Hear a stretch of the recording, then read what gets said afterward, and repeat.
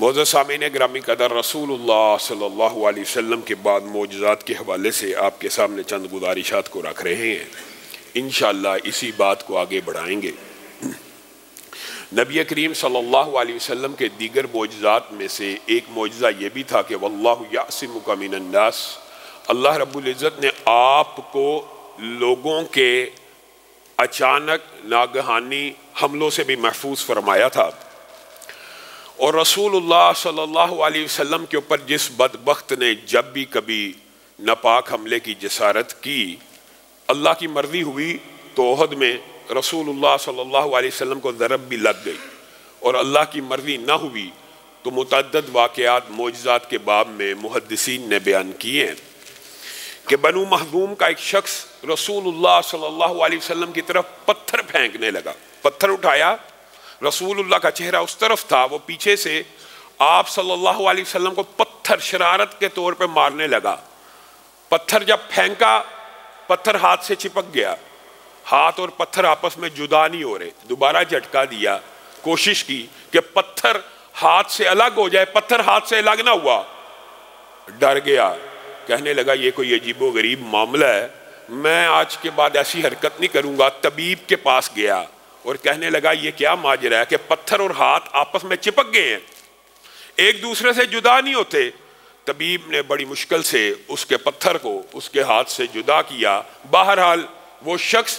پھر ساری زندگی رسول اللہ صلی اللہ علیہ وسلم کو اذیت دینے سے باز آ گیا، اور اس طرح کے آپ کو پتہ متعدد واقعات ابو جہل کے حوالے سے ہم نے سیرت میں رکھا تھا کہ سامنے فرشتوں کو دیکھا، اللہ رب العزت کے مکرم ملائکہ کو دیکھا جب حملہ آور ہونے کی کوشش کی۔ اسی طرح ایک مرتبہ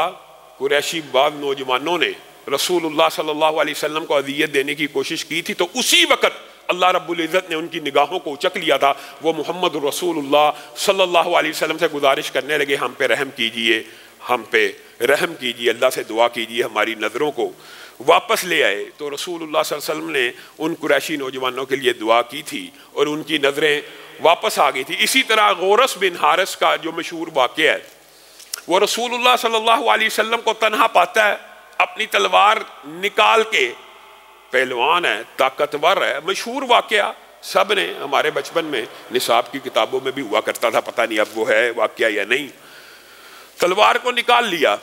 اور رسول اللہ صلی اللہ علیہ وسلم آرام فرما رہے ہیں، رسول اللہ صلی اللہ علیہ وسلم کو بیدار کیا، تلوار ہاتھ میں پکڑی ہوئی ہے، اور رسول اللہ کو مخاطب ہو کے کہتا ہے اب بتائیے، آپ جو اللہ کا نام لے لے کے لوگوں کو تبلیغ کرتے ہیں، آپ بڑی باتیں کرتے ہیں، معاذ اللہ، اس طرح کے الفاظ اس نے کہ اب آپ کو مجھ سے کون بچائے گا؟ رسول اللہ صلی اللہ علیہ وسلم مسکرانے لگے، کہا اللہ، جیسے اللہ نے پہلے مجھے لوگوں سے بچایا تجھ سے بھی اللہ بچائے گا۔ وہ بندہ ہاتھ میں تلوار لیے کھڑا ہے، رسول اللہ صلی اللہ علیہ وسلم نیچے ہیں، وہ اوپر کھڑا ہے، تلوار کی ایک ضرب لگائے جو نیت رکھتا ہے تو وہ کام پورا ہو سکتا ہے۔ اس کے اوپر رسول اللہ صلی اللہ علیہ وسلم کا جواب سن کے کپ کپی طاری ہوگی کہ اس عالم میں اس خوف زدہ ہونے کی بجائے آپ مسکرا رہے ہیں اور مجھے کہہ رہے ہیں کہ مجھے اس عالم میں بھی اللہ بچائے گا۔ پھر ہمت کو جمع کیا، کہا آپ کو اس وقت اس عالم میں کون بچا سکتا ہے؟ رسول اللہ صلی اللہ علیہ وسلم نے کہا اللہ مجھے بچا سکتا ہے۔ آپ کا یہ جملہ سننا تھا،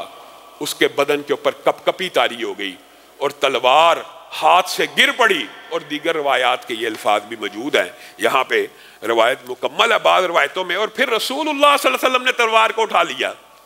کہا تجھے میرے سے کون بچائے گا؟ تو اس نے کہا آپ کہا نہیں، تجھے بھی اگر بچائے گا تو اللہ بچائے گا۔ رسول اللہ صلی اللہ علیہ وسلم نے اس کو یہاں پہ معاف بھی کر دیا۔